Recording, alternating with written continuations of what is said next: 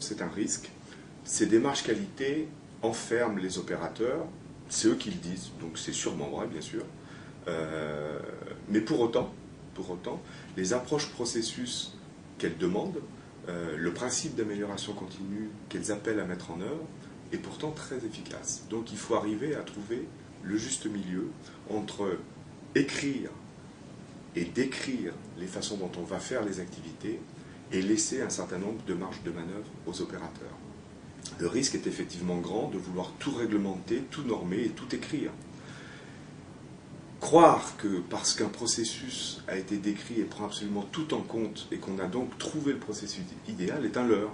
Parce qu'en fait, le salarié qui ne trouvera aucune marge de manœuvre va s'en inventer et fera ses propres choix pour se créer des marges de manœuvre ici ou là dans l'ensemble du processus qui relève de ses activités. Et le danger, bien sûr, c'est qu'il crée des marges de manœuvre là où l'entreprise n'avait pas du tout envie qu'il se crée des marges de manœuvre, et en tout cas pas celle-là.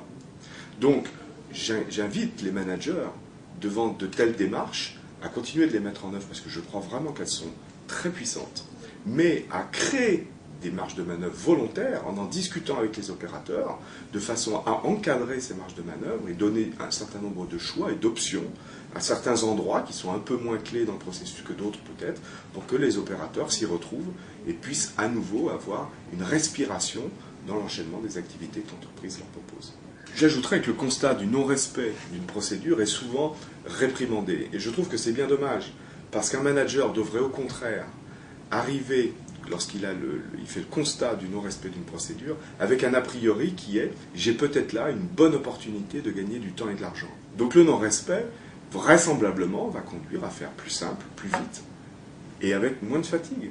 Donc on va gagner du temps et on va gagner de l'argent. Alors, ce non-respect doit être analysé avec cet a priori, pour autant bien sûr qu'il respecte les fondamentaux, notamment en matière de santé-sécurité, et c'est-à-dire que le non-respect de cette procédure ne passe pas à la trappe des étapes ou des points clés de la procédure qui relèvent notamment de la santé-sécurité et qui ne peuvent pas être transgressés ou oubliés ou non effectués.